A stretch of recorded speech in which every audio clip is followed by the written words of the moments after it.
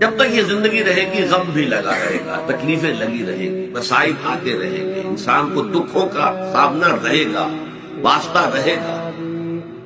موت سے پہلے آدمی غم سے نجات پائے گا۔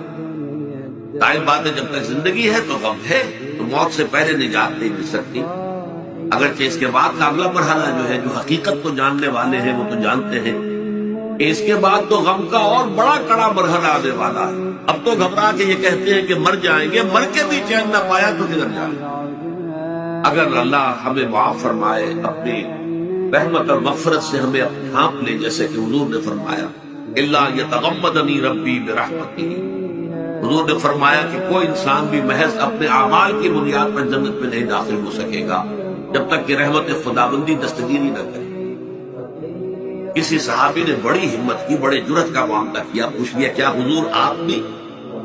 آپ نے فرمایا ہاں میں بھی، الا یتغمدنی ربی برحمتہ، جب تک کہ میرا رب مجھے اپنی رحمت سے ڈھانپ نہیں لے گا میں بھی جنت میں داخل نہیں۔